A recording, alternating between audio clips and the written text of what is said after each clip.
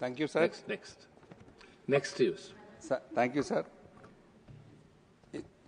Health and national securities బిల్లుపై మాట్లాడే అవకాశం కల్పించిన ఉపసభాపతి గారికి ధన్యవాదాలు తెలుపుకుంటూ ఈ బిల్లును తీసుకొచ్చినటువంటి ఆర్థిక శాఖ మంత్రి నిర్మలా సీతారామన్ గారికి కూడా ధన్యవాదాలు తెలుపుతున్నాం. ఈ సెస్ ద్వారా వచ్చే డబ్బులో రాష్ట్రాలకు వాటా ఇస్తామని చెప్పడం కూడా ఒక మంచి శుభపరిణామం. సరే, ఈ బిల్లు పాన్ మసాలా అనే గుట్కా అనే నిశ్శబ్ద విషయానికి బ్రేక్ పెట్టడం గురించే. గుట్కా పాన్ మసాలా తెలంగాణ గ్రామాల్లో ప్రతి టీ షాప్ ద్వారా కూడా అమ్ముతున్నారు. పేద కుటుంబం నెలకు 2-3 వేలు సంపాదించుకునే వారికి కూడా దాంట్లోంచి 500 నుంచి 800 రూపాయల దాకా గుట్కాలకు ఖర్చు పెట్టడం మూలంతో వాళ్ళ పిల్లల చదువులకు కానీ ఆరోగ్యాలకు కానీ వాళ్ళ భోజన ఖర్చులకు కూడా ఇబ్బంది అవుతున్నటువంటి పరిస్థితి ఉంది. తెలంగాణలో మౌత్ అండ్ గొంతు క్యాన్సరే ఎక్కువగా ఉన్నటువంటి పరిస్థితి ఉంది. దాంట్లో ఎంఎన్జే హాస్పిటల్లో 100 మంది పేషెంట్లు ఉంటే 16 మంది cancer patient throat and cancer ద్వారా ఉన్నారు. ఇది దేశ సగటులో ఎక్కువగా ఉంది. 2030 వరకు ఇలాగే ఉంటే ఎక్కువగా క్యాన్సర్ పేషెంట్లు అవుతారు. అంత పెద్ద నష్టం జరుగుతున్నప్పటికీ గుట్కా కంపెనీలు యాడ్ బ్యాన్ను తప్పించుకోవడానికి యాలక్కాయ పొడి మౌత్ ఫ్రెషనర్ల పేర్లతో అదే బ్రాండ్ అడ్వర్టైజ్ చేస్తూ నియమాలు చుట్టేస్తున్నాయి. ఈ బిల్లు అలాంటి కంపెనీలకు గట్టి మందు.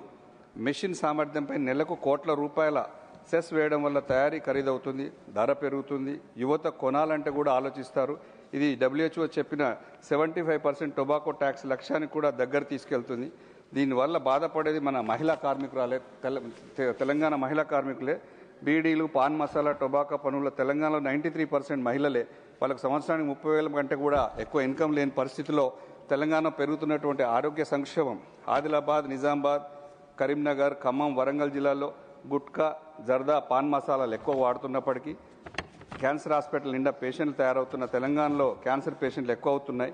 ఈ సెస్ వాస్తవంగా ఆరోగ్య సేవలు, క్యాన్సర్ హాస్పిటల్కు డీఅడిక్షన్ సెంటర్లు మెరుగుపడడానికి ఉపయోగపడితే తెలంగాణకి ఇది ఎంతో మేలు చేస్తుందని, గ్రామీణ తెలంగాణ ప్రాంతాల్లో పేదల మీద భారమైపోకుండా ఉండడానికి సెస్ ద్వారా వచ్చే డబ్బు నిజంగా పేద కుటుంబాల ఆరోగ్య రక్షణకు, మహిళలకు, చిన్నపిల్లలు ఎదుర్కొంటున్న సమస్యలకు ఉపయోగపడాలి.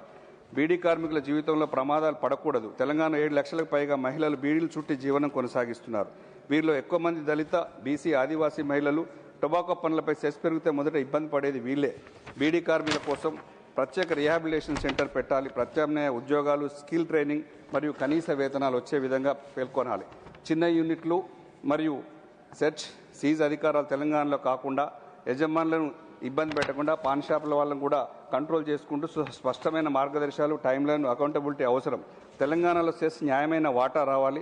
క్యాన్సర్ ఆసుపత్రులకు నేరుగా నిధులు, డీఅడిక్షన్ ప్రోగ్రాంలు వంటి టొబాకో ప్రభావిత కుటుంబాలకు సాయం చేసుకుంటూ, ఇంకా తెలంగాణ క్యాన్సర్ ఆసుపత్రులు, స్క్రీనింగ్ శిబిరాలు, డీఅడిక్షన్ సెంటర్లు, మసాలా పాన్ వ్యతిరేక కార్యక్రమాలు ప్రతి గ్రామం నుంచి ప్రతి పాఠశాల దాకా తీసుకువెళ్తే, ఇంకోటి ఫుడ్ ప్రాసెసింగ్ మహిళలకు, ఉపాధి కోల్పోయే మహిళలకు ఫుడ్ ప్రాసెసింగ్ కానీ, గార్మెంట్స్ ట్రైనింగ్ కానీ, ప్రతి కుటుంబానికి ఒక 1.5 lakh గ్రాంట్ కానీ అయిపోయింది సార్, కంప్లీట్ సార్.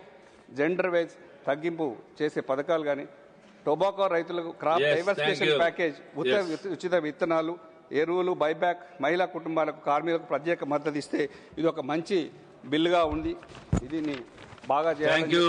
క్యాన్సర్ పేషెంట్లకు డైరెక్ట్ గా ప్రభుత్వం ఆదుకోవాలి. క్యాన్సర్ పేషెంట్లకు డైరెక్ట్ గా డబ్బులు ఇస్తే బాగుంటుందని చెప్పేసి కోరుకుంటూ ఈ bill we are supporting this bill sir. Thank you. Thank you very much. Now, Dr. Kavita Patidar. धन्यवाद माननीय उपसभापति महोदय, आपने मुझे इस बिल पर बोलने का अवसर प्रदान किया. कहते हैं सर्वप्रथम निरोगी काया. मैं इस बिल के लिए माननीय प्रधानमंत्री